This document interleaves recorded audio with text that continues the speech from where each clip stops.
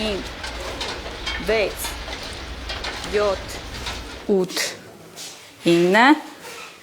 10.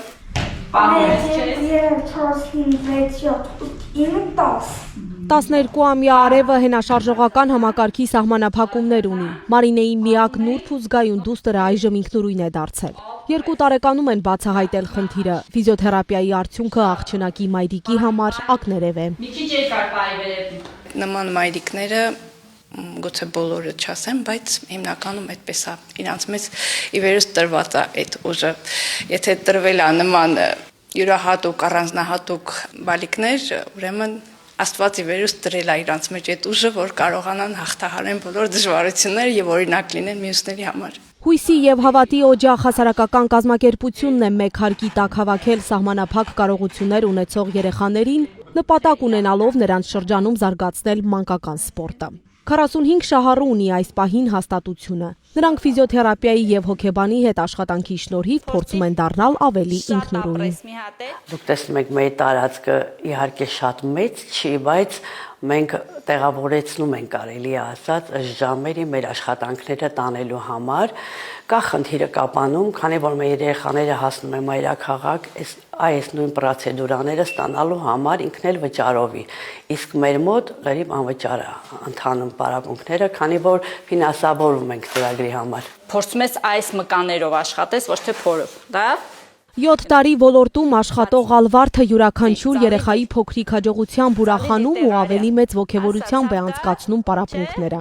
Անհատական մոտեցումն այս գործում առաջնահերթություն է եւ նպատակին հասնելու գրավական։ Ապրես։ Պարապմունքները հիմնականում կազմակերպվում են թե խաղային ձևով, թե անհատական մարզումներով, կախված յուրաքանչյուր երեխայի խնդրից։ Երեխաներին հիմնականում հասնում ենք այն արդյունքին, ինչը որ մենք միասին ենք ուզում, այսինքն տեղից տեղ տեղաշարժվելով, եթե երեխան նախկինում չէր կարողանում, իսկ հիմա մենք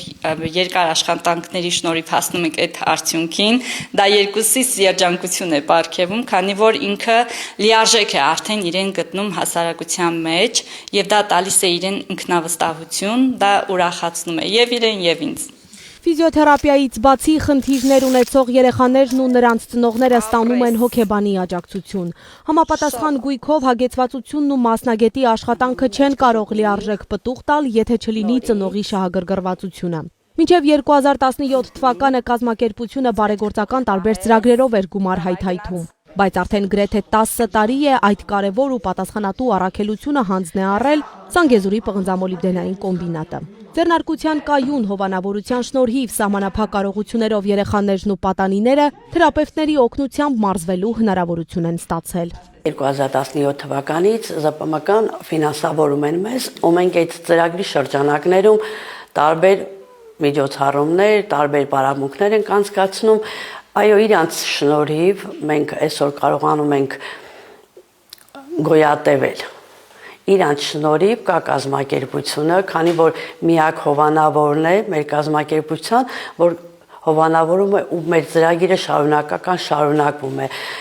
Եթե չլինի իրանց հովանավորությունը, ինձ թվում է այս երեխաները կզրկվեն ամեն ինչից, քանի որ նման տեղ չկա, որ կարողանան երեխաները հաճախեն ու նման ծառայություններից օգտվեն։ Հանքարդյունաբերական հսկան ծրագրի կյանքի կոչման համար հատկացնում է տարեկան 4 միլիոն դրամ, որով ձեռք է բերվում համապատասխան գույքն ու ապահովում մասնագետների աշխատավարձը։ Զանգեզուրի պղնձամոլիբդենային կոմբինատը բազմաթիվ սոցիալական ծրագրեր է իրականացնում Կապան համայնքում, Կապան համայնքի ազդագիր տարածքներում։ Նմանատիպ մի ծրագիր իրականացնում ենք Կապան համայնքում։ Բարեգործական հիմնադրամը 3 տարի է ինչ ֆինանսավորում է, շուրջ 12 միլիոն դրամ է արդեն ներդրվել հասարակական կազմակերպությանը,